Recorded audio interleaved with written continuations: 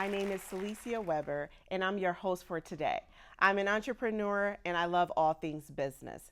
That is why I started Provision E-commerce Company. It's a boutique consulting firm in Chicago. I also am the founder of Blue Freedom Project.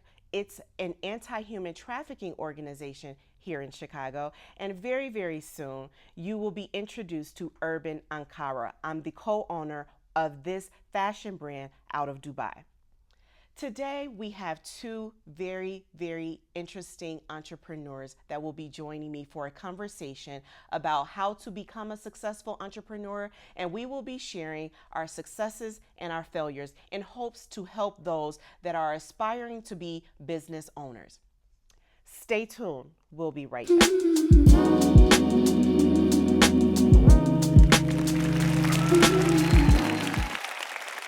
Welcome back to the show. Today I have with me Kimberly Cisneros. She's an entrepreneur and she's a financial advisor. Kimberly, it's so good to have you with us today. It's so good for you to be on the show. I'm so excited to see you again. I first met you through Blue Freedom Project, and you helped out on the financial side. You spoke at our last event, but the audience, many of our guests may not know you and what you do. So can you tell us a little bit about yourself, what you do, and how you got into financial advising? Thank you so much for having me. I'm elated to be here today. This is fantastic what you're doing.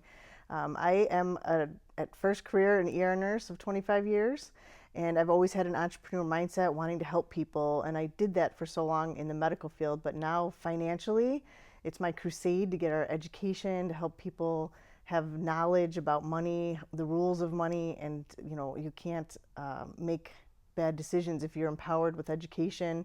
So that's become my crusade, and how I got into financial services. So I kind of help people also get into their own business and teach and train people to do what I do, so that we can have a bigger set of people out there helping, because I think everyone needs help with money these days and just making good decisions and being knowledgeable. So. I 100% agree with you, and something you said about the rules of money, which brings me to my first question.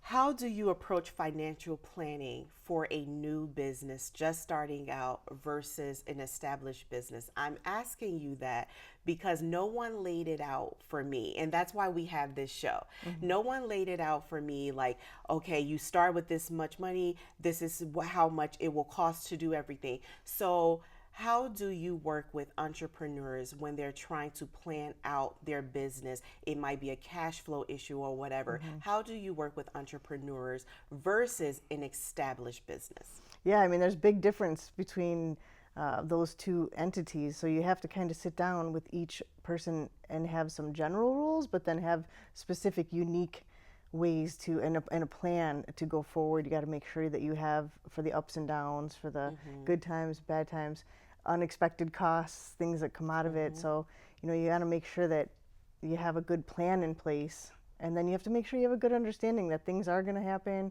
things will come up. So it's no different truly with businesses as it is with just individuals and budgets for home and people. So you have to have just a good resources of people around you, mentors and people that can guide you. Right. And that's why I try to surround myself with smart people like you, because it's really helped with the businesses that I own. And when you talk about a business managing their finances is not being so different as an individual, I want to hone in on that a little bit, because when entrepreneurs are first starting, a lot of time cash flow is their biggest concern. So what strategies do you recommend for managing cash flow effectively? Well, first, people have to understand that it's going to be tight for a while. So it can't just be, I don't think, one day to the next that you just jump into something. So good financial planning starts individually by yourself, with yourself. So you have to make sure that your expenses are appropriate. You have to cut costs here and there, and you have to make a good plan with strong goals. Because if you're shooting darts and you don't have a goal in mind, you're just going anywhere. So you have to make sure that you have written out where you're going, what you want, where you want to see yourself in those time frames. And you really have to plan strategically where you're going to be using your money and utilizing where you're going to be getting money from. Make sure you have enough to start and sustain yourself through the beginning stages of any business. Right. I am just sitting here agreeing with you because no one set me down and had this conversation when I started, but because I had did some financial planning as a person, it just kind of helped out as a business owner. That's not going to be the story for everyone. One thing that I liked about when we talked off camera is that you actually help people become entrepreneurs. You actually shared a story with me with Blue Freedom Project being an anti-human trafficking organization. A lot of times when those people are coming out from being a victim to a survivor, when they're established again and they're able to work, they need a way to make income. That's what I love about your business and what you teach. So, can you talk a little bit about how, through your financial services business, how you're able to help people create another stream of income? Yeah, absolutely. And that is one of the amazing parts of my company is that you can start with such low startup costs. It's not like a franchise or $1 million. It's a very low, affordable cost to get licensed. You don't have to have a background in financial services. You don't have to have a background at all. We teach and train from A to Z. People that don't even have a high school diploma can come out. They can feel good about themselves. They get surrounded by people that are successful and want to help and teach you how to, first of all, manage your own finances, get from very low money. We meet with people. You can set up accounts with as low as $25 a month. So it's not like you have to be, a lot of people think they have to wait till they have money to start doing something. We don't at all need that. We help, right now we even have a sponsorship where we can help people get started for even less than it would on a normal basis. So yeah, it's like anyone can come on board, and you just have to, if you want to learn, we're here to teach. I really love that. So if a person is looking for incremental income, or they want to get started as an entrepreneur and they don't really know where to get started, and they think, oh, I heard Kimberly speaking, I saw her on Celicia's show, I want to get involved with that, I want to understand financials a little bit better. How would you like for them to reach out to you? Is it by email, phone number? Because whichever you say, we're going to drop it in the links for the show, and we're going to share your information. But give them a real take of, you know what? I want to do this. I want to get into this financial servicing industry with Kimberly. I want to get started. What would that look like for them? They can contact me through my phone. That's probably easiest. Shoot me a text with your name. We can set up an interview. Now with Zoom, we can do a quick Zoom interview, see if it's something that catches your eye. Most people right now are looking for extra income, even maybe not it's extra, maybe it's the first income. So we do a quick interview, see if it's something you'd be interested in, if it's something you want to learn. And then from there, we submit an application and go from there and start at ground zero. And believe me, it's worth anyone's time, anyone. Even if you just want to get a world-class financial education and not even make money, come on board. We'll teach you, train you, everything.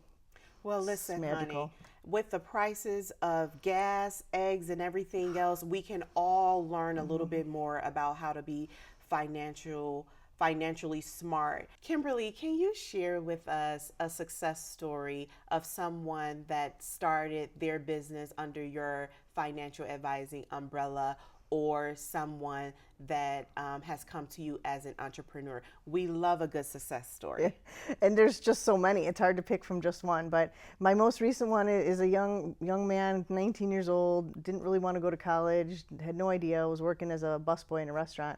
He heard about the opportunity, agreed to be coachable, and he came on board. And in the first 5 or 6 weeks, he was able, with our guidance and mentorship, get out and not only help families get proper protection and a plan in place for themselves for a better financial future, but he himself was able to earn $2,000 and an iPad that he was then able to use in the business. So that, he meant so much to him that he almost teared up and started crying when his license came through and he had his, and now he knows and he's trained and he's ready to go out and help more people in his community know the rules of money and get proper plans in place. And so it's just excellent. I just think that is so awesome that you guys are training other people to be financially smart, and we all need that right now. Have you seen the prices of everything? We all need to be a little bit more financially smart.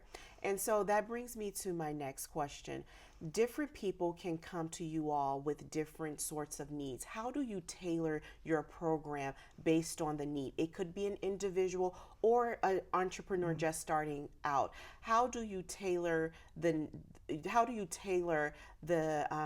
advice that you're giving based upon the client that's approaching you? Yeah, no, that's great. We help families with very little money to know they don't think they can even participate in a plan. We help them save money in certain ways. We can check certain things for them to try and save them $30, $40 a month. And with that, they start a program that gets in place for their unique needs.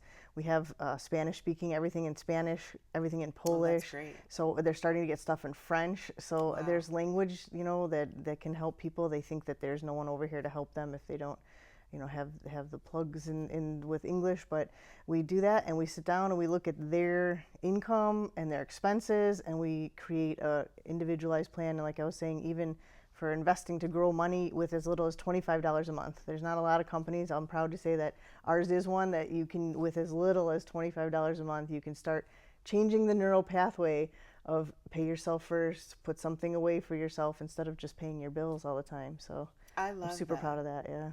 Well, listen, honey, do you got anybody that speaks Arabic? Because I am expanding my business to Dubai. Have you heard? I have heard. I'm so proud of you. Well, thank you so much. Awesome. We'll get more into that later, but let me ask you this. What ongoing support or services do you provide to entrepreneurs or individuals once their business is established?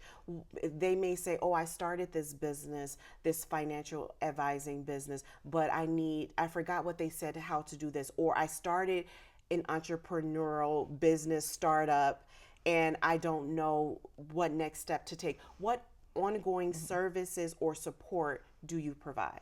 The company is so amazing with that. I can be honest. I'm right now being mentored by a couple that have been 33 years in the business, millionaires. They come to the office. They treat us just like we are one of them. They want to show us, mentor us. There's a home office with over 2,000 people that representatives willing to answer questions. And I have found in my years of doing this that people understand if you say, I think I know the answer to that, but I want to get you accurate information. Can I get back to you? So there's tons of people willing and able, a phone call away, that'll get on and help you, if not even scale up to the next part of your business. So even though you're successful at one level, you realize it's bigger than that and you can get bigger than that. So there's so many helpful people and positive people that not only mentor you to get your business growing, but to self-improve as a person. I love So that's really awesome. So how do you advise people how do you advise people when they're making financial decisions not to make some common mistakes? What are some common mistakes that business owners, entrepreneurs make, or even individuals? How do you help people to avoid those common mistakes? Well, first of all, we always reiterate, just ask. Just ask. Don't be afraid. No question's a stupid question. Someone else before you has wanted to make that same decision that may or may not be good for you, but then always know that there's a solution. So course correct. If you make a bad decision, you course correct. You hope it doesn't cost a lot of money or your business, but just to make sure you take a day to think things through before you make any big decisions, before you spend a large amount of money, just do some research. Just like you were mentioning how you're researching your decisions, same thing for any small business, small person, small family growing. It's the same concepts that you just have to put in place, whether it's your business or your family or home. So.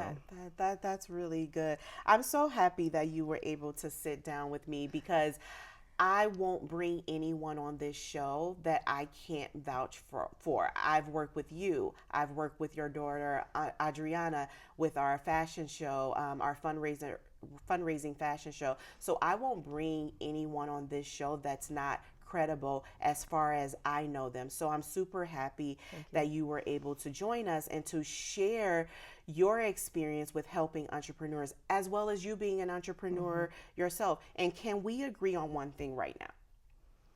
Entrepreneurship is not for the weak. Correct. Yeah.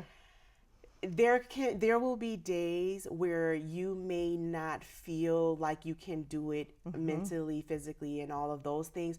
But one of the biggest challenges that I faced and I've heard other entrepreneurs talk about is when the money you're currently making to build your income is also the money you're living off of. Mm-hmm. Your first client just paid $1,000. That is the $1,000 you needed to pay your rent. Mm-hmm. Like, it is just not easy. And I want people that say, I want to be a business owner, I want them to understand that it's not going to be easy every Mm-hmm. day. Mm-hmm. So, from your experience as an entrepreneur, you also worked in the hospital for many, many years. What is your advice for that? When you're just starting out, it's going to get hard. Mm-hmm.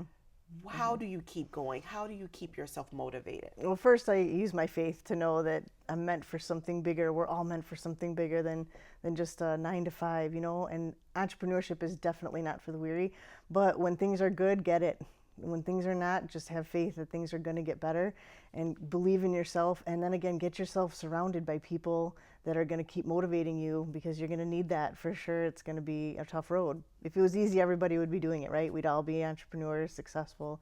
But I think that you just have to keep having faith and know that if you keep working at it hard enough, it's worth it. And know that you make a difference to people, it's going to work out. It's going to work out. I can attest to that. I 100% agree with you. I remember working corporate and we were in the middle of the pandemic, and I started seeing other companies write on LinkedIn like, we need someone to help us with our Amazon business. And you know, my for-profit business is an e-commerce consulting firm. Mm-hmm. And I was thinking, I love to help too. So I was thinking, if I can do what I'm doing now for multiple companies, I could finally have my dream to be a business owner, because you also have to have a sense of business and you got to be business savvy. You can't Mm-hmm. just Mm-hmm. necessarily just do it, or you will come to Mm-hmm. those hard Mm-hmm. times and want to stop. Yeah. So, Kimberly, what I did was I said, you know what? I think I'm at a stage now. I was working full time. I had one client on the side, and I was starting a contract with another one on the West Coast. I said, you know what I'm going to do? I'm finally at a stage, I have a little bit of money saved. I'm going to start my own business. And instead of doing what I love anything e commerce, selling online. Instead of doing what I love for one company, I'm going to help multiple Mm-hmm. companies. And when I tell you, you got to take a little bit of leap of Mm-hmm. faith when you're Mm-hmm. starting out, as well as truly love what you do. Like, in talking to you, I know you love all things finances. Mm-hmm. I know if I Yeah. run into a financial situation, I can call you, you're going to talk me Yep. through it. But those are the types of things, and those are the things you and I talk about. Those are the types of things we want business owners to know. If you stay in the shadows or isolated and you think, oh, I'm the only one doing this, I'm just going to shut my business down, it's never going to work, I don't have the money, there could be other things that you can look at. Grants, Mm-hmm. loans, and things like that. Do you have any tips for those things? Like, if you need additional funding, how can you get the resources to do that? Well, nowadays everything's at the touch, tip of your fingers. You can Google things, you can look up things. So for sure, resource yourself. Reach out to people. Don't be afraid of asking a millionaire, experienced business owner, a big business for some advice. Worst people can say is no, but you've got some education, you've got some Mm-hmm. contacts. So make sure you're Mm-hmm. contacting, keeping your contacts, and always be somebody that you want other people to reach out to. Make sure your story's told. I know sometimes, like, I can tell you from personal, I felt like a failure. I have 5 kids. How people thought you're leaving the nursing Yeah. field for this, and what do you know about it? And there were many times where I was like, I feel like a failure. But you know what? You told that story to someone, and someone's going to tell you, you know what? I had that same experience. Yes. Or you're going to, be an inspiration for somebody. It's like, I can do this. If she can do this, I can do this. So I just make sure you keep all of your eyes and ears open to people that can support you, help you, and then be that person for someone else. Yes, I appreciate not just you, but everyone in the audience today that have been there for me when I felt like I was failing or I wanted to give up. Even this new venture of the talk show and wanting other people to tune in so that they can be encouraged along their journey of starting a business and being an entrepreneur. I want them to know you can do it. It's not going to be easy. Right. People will say, like you just say, sometimes you feel like a failure, or people might think, oh, you have 5 kids. Who are you to think you can leave your nursing job to become an entrepreneur? But you have to do what's right for you. You have to do what is going to make you happy, and you have to have faith that it will all work out. That doesn't mean that you shouldn't plan financially. Right, exactly. But you should be in a place where you believe in yourself and you're ready to put in the hours it's going to take to build your business. Yep. Would you agree or disagree with me? Building a business from the ground up is almost like raising a child. Yeah, I would agree with you. I would agree with you. And there's stages that frustrate you, but then it's so rewarding, and you remember why you did it. Oh, yeah. Yeah. Yes. Like I tell people all the time when they say, well, where are your kids? I say Blue Freedom Project and Provision. They're very naughty kids. They drive me crazy. But when I talk to moms like yourself and I hear some of the ups and downs, I say, it's kind of like raising your business from the ground up. So I want to ask you a bit of a personal question. What was it like in the beginning stages of forming your business and doing this financial advising while raising your kids? Because I know sometimes people are afraid to step out because they say, well, I have kids, so I have to stay in this job that I don't like. I can't do anything else. I think that you might be able to share some encouragement for them. What advice would you give them? I would say, first of all, that your kids can either be your excuse to not do something, or they can be your why. And mine was a why, because I wanted to, one, be an example for my kids to show them, it doesn't matter where you come from, what you can do it. And two, I wanted to make sure that, I'm doing something that's going to make them proud, but get the family forward. I did have to have multiple times sit down with them and say, listen, I'm not going to be home as much. I'm not going to make as much food. I've got the finances are going to be tight for a little bit while I'm growing my business, but I'm not turning back, because what I'm doing is my crusade now and what I'm passionate about. And it was tough. You said, it was very tough in the beginning stages, but they finally now see it, and they're on board with it. They're supportive of me. Some of them were working with me in the business. That's awesome. It's so rewarding just, to see where I've come from, where I'm at, where I'm going to go, and they're going to be proud of me when I get there. I think they are now. So that just warms my heart. Well, Kimberly, I'm proud of you too. Thank you so much. Thank you so much. And I am of you. Thank you so much. I can't wait for the projects that we'll be working on together offline. But for today, Kimberly, thank you so much for joining me on the Celicia Weber Talk Show. Yet another business. Yeah. Thank you so much for joining us, and we just look forward to continuing to work with you. We will share your information with those that are watching so that they can reach out to you and contact you and get on this road of being a successful entrepreneur. Thank you so much. Thank you so much. Definitely worth it. Contact me and we'll go from there. Thank you all so much for tuning in on my first episode, How to Become a Successful Entrepreneur.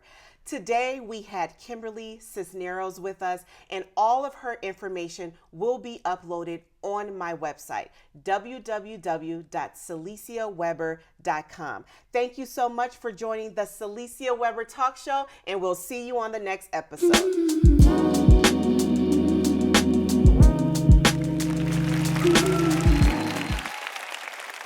Welcome back to the show. We have with us today David Bruce, the owner of Product of Chicago, and we are about to get into the conversation of how he became an entrepreneur. David, thank you so much for joining me. Oh, thank you. How are you today? I am so good. So another. I know you're gonna start another business venture. Another one. Another one. Someone and stop another me. One. You like DJ Khaled? So first of all, we got to shout out the Condors. Indeed. As always. Curie. Indeed. That's where. It's our alma mater. Yes. Yeah. after that, we got to get into all the businesses you own. You're a serial entrepreneur. Yeah, which one you want to talk about first, the failed ones or the ones that succeeded? Let's start with the successful ones. Let's start with my favorite. Okay. Okay. My favorite is Product of Chicago, and one of the reasons Yeah.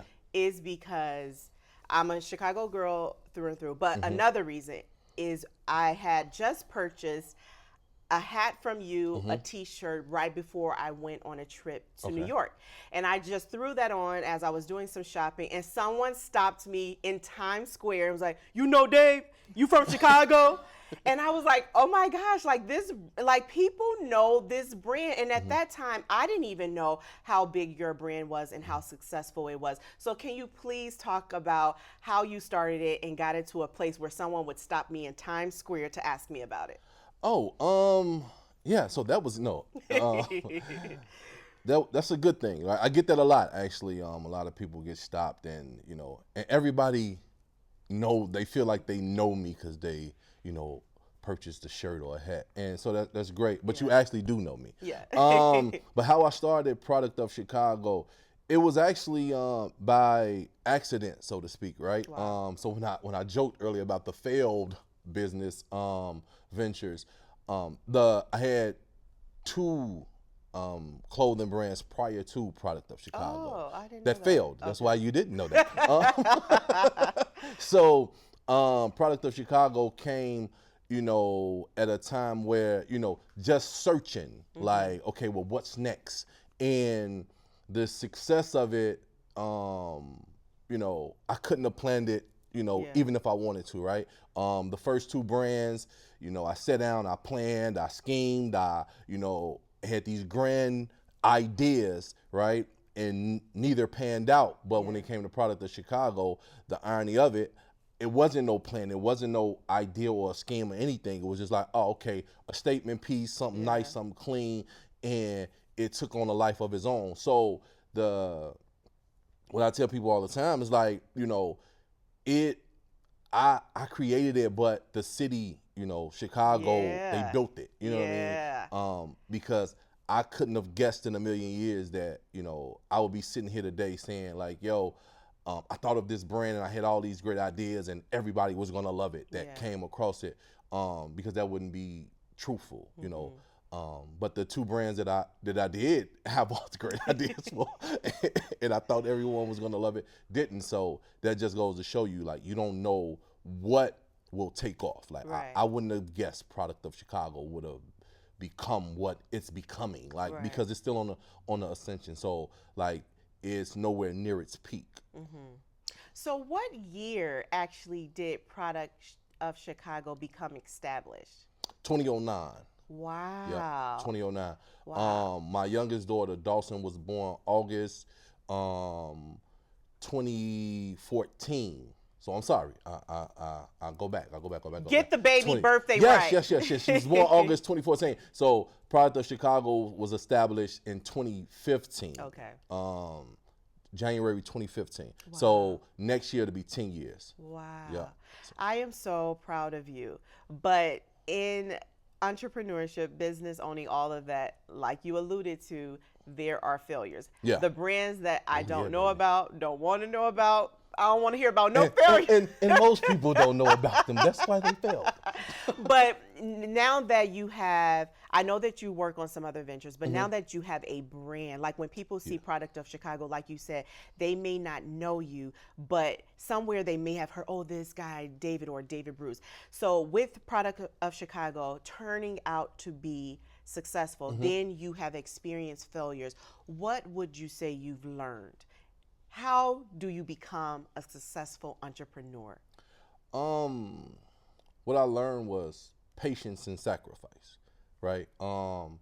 And with that, success to me, right? Because success for everyone is different. Great point. Success is very subjective. So for success for me was or is inspiring others, right? Being able to motivate others and being able to be someone that people can look to like, oh, okay, Dave did it, I know I can do it. Dave was able to, succeed and, grow something from nothing I know I can do it. So that's what success is to me. Like, is it a great thing that a lot of people love the brand and a lot of people wear it? Yeah, of course. Like, is it a great thing that the brand is very profitable? Yes, of course. But I don't measure success that way. Great point.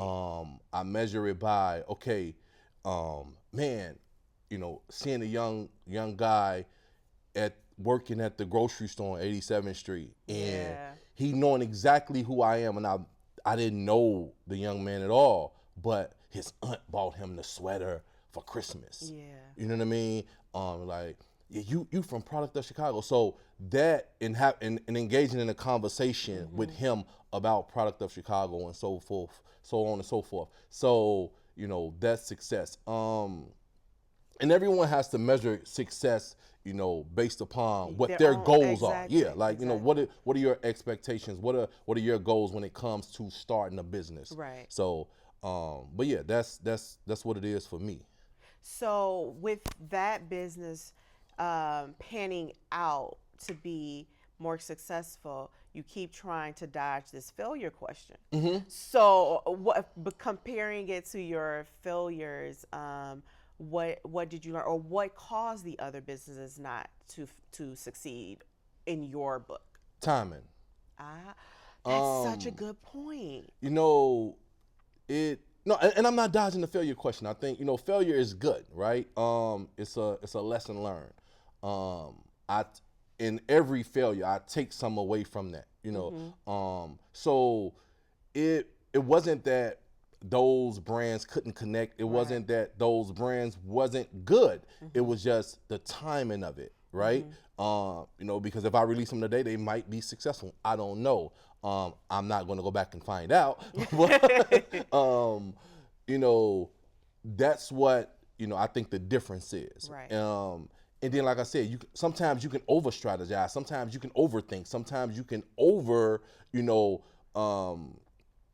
thinking you're doing the right thing in regards to what your business is, because this is your dream, this is your vision, this is sleepless nights, and oh, tell me about it. So it, at the end of the day, it's about, again, sacrifice. And so those businesses didn't pan out because, again, it just wasn't their time. Yeah, I really like that point, because let me tell you something. When I started my for-profit business, Provision e-commerce company, before I started it, I had people around me trying to push, well, you're so good at this, you don't have to just work for one company. You're so good at this, you should just start. But timing is a big thing, as well as loyalty, because the company that I was currently working for, I did not want to just leave them high and dry. We were in the middle of a pandemic where everyone's buying their stuff online. I couldn't just leave that company. Well, I could have. I chose not to just leave that company out there. And I'm so glad that I didn't burn that bridge, because the person that was the CEO at that time is now one of my mentors. Exactly. And shout out to you, John Lehman. I have a lot of respect for him. So it's also about timing, because if I had done it when people were telling me to do it before the pandemic, I probably would have just resigned, never had the clients, because a lot of people ask me, well, how do you get clients? Thank God, I never had to go search for clients because of timing. I started my business in the middle of the pandemic when everybody was shopping online. So manufacturers were looking for a person like me that could help grow their business. And that's how I started. So that thing, like we cannot glaze over that thing for entrepreneurs. I hate to use the word luck, but sometimes it's just luck and timing. You got to have some sort of strategy when you're starting. Yeah. It definitely, for me, like I said, Product of Chicago was a lot of luck. It was very little strategy, a lot of luck, and a bunch of fate, right? And so it was a timing thing. Like, so yeah, it can be challenging, right? If you're not sure of yourself, it can be very it can be very stressful, right? Like you said, you would, fighting with, do you just quit? Do you do this? Do you do that? And so even with Product of Chicago, it was like, do I push all my chips to the center of the table and just bet on that? Or do I, take my time and do it the proper way and building a brand, right? And, a lot of things forced me to take my time to do it, right? Like, because I had to make sacrifices, in order for me to put into it, you know what I mean, what is returning to me now. Right. And that's over the course of we're talking 9 years now. Yeah. So definitely, timing is everything. And you saying that creating this brand, it started 9 years ago. Another point that aspiring entrepreneurs need to know, it's not a get rich quick type of a thing. Oh no, I'm not rich. I'm far from it.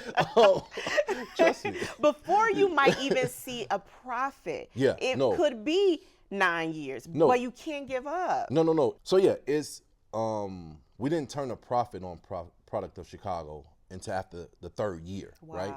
But I was diligent because I knew I had something that worked, and it worked across all demographics. It worked across all anything you can think of: male, female, young, old, white, black, Hispanic, whatever, right? Yeah. It worked because at the end of the day, it wasn't about one thing in particular. It was about something that's, near and dear to Chicagoans, like to let people know that I'm a product of Chicago. Right. So I knew I had something.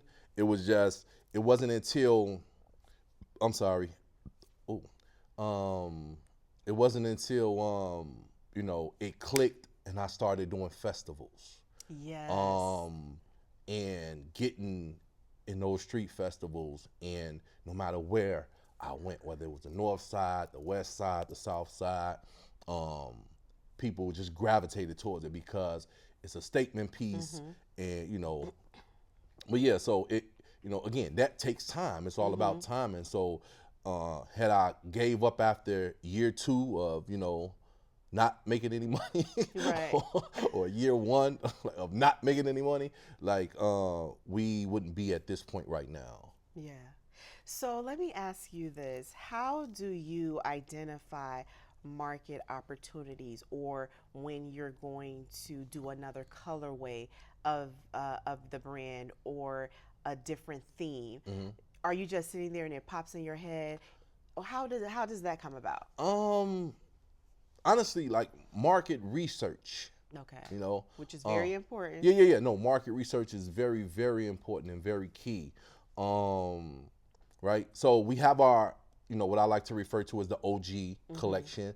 So those are all the Chicago team colorways. So you have the black and white for the Sox, you have the royal and red for the Cubs, you have the red and black for the Bulls and Blackhawks, you have the navy and orange for the Bears. So that's what we consider the OG colorway. But then every year I'll drop different collections based on what the market research say. Okay, these are going to be the popular colors of summer this year, and these are going to be the popular colors of fall, and these are the popular cuts. Like we never did a oversized cut on a tee. Well, we're doing an oversized cut on a tee for the fall collection. We're doing an oversized cut on a hoodie for the fall collection, because that's what the market research said. That says that the demographic and the marketplace is shifting towards that as far as fashion goes, right? So those are more, when I do my collections, those are more the fashion pieces, right? Like my babies is the OG collection, the Chicago teams, right? Colorways. But when it comes to remaining relevant and growing in the marketplace, we do those fashion collections. Last summer, summer 23, tie-dyes and I love that. they were huge for us. Summer 22, the neons was huge for us, right? So every year is something that's different, that pulls, the consumer and keeps the consumer. That's the most important part. So Dave, I want to ask you a question that I know you get all the time. Okay. Selfishly, being a Chicago girly, Okay. I want it to always be product of Chicago.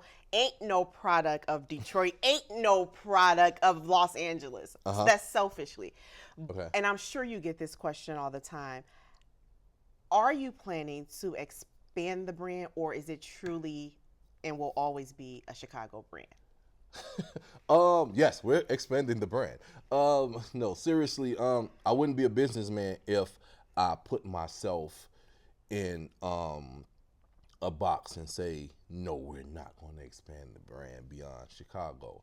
Um, is this the baby? Yes. Is this the, birthplace of it? Yes. Will this always be, number one? Yes, but no. Houston is coming and Atlanta is coming. Yeah. And those are the first two markets, that we'll test in the fall. Product of Houston, product of Atlanta. And but yeah, no, we definitely and some other things that I'm working on, and God willing, they come to fruition. But those are the first two markets outside of Chicago that, like I said, we'll focus on for fall 24, winter 25. But it's something else that I'm praying and meditating about, that if we can get it done, it'll take the brand to the highest of the higher heights. So I can't believe I'm going to do this live, but I want to put a thought in your mind for you to think about. Okay. With thoughts become things, by the way. Definitely for entrepreneurs. If you are expanding, or as you say, you are expanding to Houston, I have a footprint there already. We did one of the Blue Freedom Project fundraising shows out there. You did? I remember. I want you to think about this. I would love to be a part of launching product of Houston in a fashion show in Houston, possibly for one of the Blue Freedom Project fashion shows. Just something. I'm not going to put you on the spot. No. I but think something that's dope to think about. No, I think that's dope. Like I'm totally on board for that. I'm totally on board for that. Everyone heard that? I mean, yeah, the audience heard it. It's recorded. It's recorded. No, I'm on board for that. I think that could be really dope. And us Chicagoans going down to Houston and putting our stamp down there. It's a lot of us down there already. But no, yeah, it's expansion is key. It's key to growth. And everyone is a product of somewhere. But and they want the world to know it. Expansion is scary because I'm experiencing that right now, and I am terrified. Yeah, you're throwing businesses all over the place. I mean, that's a great thing, though. No. That's what serial entrepreneurs do, though, right? It's scary, though. No one talks about the crippling fear that you feel sometimes, and you just feel like, I'm just not going to do it. Or I have this imposter syndrome thing, like, who do I think I am? Putting my businesses in states that didn't even ask for it. But if you don't push the limit, then how will you grow? Exactly. So, I mean, and someone has to do it. Someone has to run over the hill. Someone has to be the first over the hill. Now, you may get shot down with all the arrows, but you clear the pathway for other people to come over the hill. And that's how I view it. So, it, is it scary? Yes. Is it a risk? Yes. Is it, can it all go bad? Yes, but that's why you're an entrepreneur. That's why you do what you do. That comes with the territory, so you can't go into it fearfully. Like you can't do that. You have to go into it with full faith. That's how I operate. Okay, you just brought up a good point, which hints to one of the questions I wanted to ask. How do you manage risk when you're launching? It could be a new colorway. It could be a new business. You're creating a new venture. For me, I think about it a lot. I pray about it. I check the bank accounts, try to see if it could work. But once the thought hits my head and I feel even 10% confident about it, I just go. I'm going. I'm the same way. And I've become better at that, over the years, but I'm a risk taker, right? And I pray about it. You know, I have a very, very, very, strong, relationship with God. You know, I tell people all the time, God loves us all, but he likes me. um, so, I pray about it. I sit with it. You know, 10 years ago, I probably just act instantly, but, with daughters and bills, you can't do that. But yeah, as long as it don't affect, my daughter's lifestyle. Okay, I Right? like that. Me, I'll sacrifice, I mean, you know me, I love sneakers. So Yeah. if that means I can't buy 3 pair of sneakers this month, I can only buy 1 or none, I'll make that sacrifice. So as long as it don't affect the lives and, of those I love, then I'm taking the risk. I'm shooting the shot. And that's because that's the only way you're gonna know. But you gotta understand, that's the environment in which I grew up in, and that's how the things that experiencing that is what inspired me to become an entrepreneur to begin with. So you have to take the shot, every time. So, Dave, I know you have a huge following already that knows about your website. They know where to buy your products from. But for those that are watching today that don't know, I'm going to list it on my website, but where can people find Product of Chicago? What camera we this way? Okay, productofchicago.com. So yeah, productofchicago.com. They can buy the product. On all social media platforms is Product of Chicago right here. Yeah. So please go purchase as much as possible. There's no limit. Free shipping all the time. So yeah. Any upcoming festivals they should know about that you'll be at? No. I just finished a festival last week. Okay. I'm still tired. Got some stuff coming up. Got a couple things coming up at the end of summer, beginning of fall. So follow us on all social media platforms to keep up with it. Like I said, Facebook, Product of Chicago, Instagram, Product of Chicago, TikTok, Twitter, X, whatever it's called now. It's all Product of Chicago. So, and they can keep up and, see what we got coming next. I really love that. And like I said, I'll reshare everything on our pages. But before we go, I know you. Yeah. So I know Product of Chicago is not the only thing under your hat. Oh, so if you're able to share, because I don't know, you might have some ventures that are super new, but if you're able to share as a serial entrepreneur, what other businesses do you have? A lot of it. No, so we do own a custom company called Premier Customs, where we do custom apparel for other businesses, mostly small businesses. So that's another thing that I've owned, and how I got started in the business to begin with. What else? I'm working on something. So I'll tell you this. I'll tell you this much. Give me the tea. And I'm praying we can pull it off, this year. But if not, it's definitely coming. We're doing something called the Product of Chicago Summer Cookout. So it's like a festival. That's awesome. So That's awesome. I'm waiting on some I's to get dotted and T's to get crossed. But yeah, that's gonna be dope. So 50, 60 vendors, DJs, the whole shebang. So it's gonna be Product of Chicago. I tell people all the time, like, Product of Chicago is my love letter to the city. Period. I love that. So the cookout is just gonna be, the cake and the blowing out of the candle. But yeah, Product of Chicago is my love letter to the city. I really, really love that. Dave, it's always good to see you at the Condor events or see you when I'm buying something or whatever. Love joking around with you, but I love sitting down having this business conversation. And the reason why this is important, because we have so many other young people that want to start a business. They don't know how.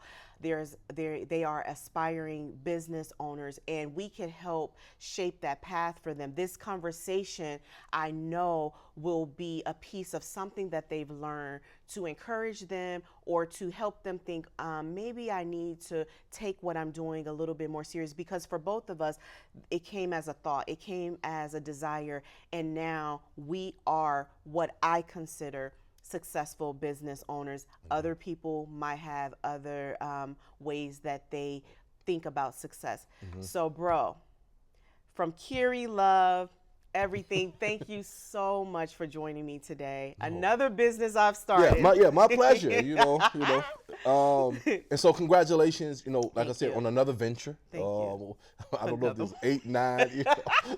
But no, I think it's super dope, and I think you are amazing. Thank you. And we've had plenty of business conversations, Yes. in personal settings. So I'm not surprised that we're here. Yet another and one. I'm sure exactly. And I'm sure it'll be another conversation about another business, as it should be. So yeah, much success. Thank you for having me. Yes. So Dave, Yes. I have a surprise. Okay. For not just you, Okay. but also for Kimberly, who was also interviewed earlier. Yeah. We had a great conversation in the green room. Yes. You gotta get some snacks back there. There are snacks. You can't have people sitting in the green room for 30 minutes. I gotta tell the guests where the snacks are. There are some back there. But I have. I mean, but I understand entrepreneurship is about budgeting, so you have to work it into the budget. There is some very small. I got the travel size snacks. They're back there. Look at me. Because Look, come on. You're being ridiculous. Travel size snack. Cool. I mean, I gotta stay within budget. Indeed. But this is true. It meant a lot for me, seriously. When I called you, when I should have called you a month ago and said, Dave, can you do this? You, with no hesitation, you said, I can do it. I'll figure out a way to do it. So not just for you, but for Kimberly also. I have a surprise because it's something you and her have in common. And I know this by the conversations I had with both of you off camera. So we're going to take a quick second to have my assistant bring the surprises out here. And after we do that, we will fully close out. So are you ready for the surprise? I don't like surprises, but yeah, let's do it. For my viewers, I hope you're ready for the surprises. Hold still, don't move. We'll be right back.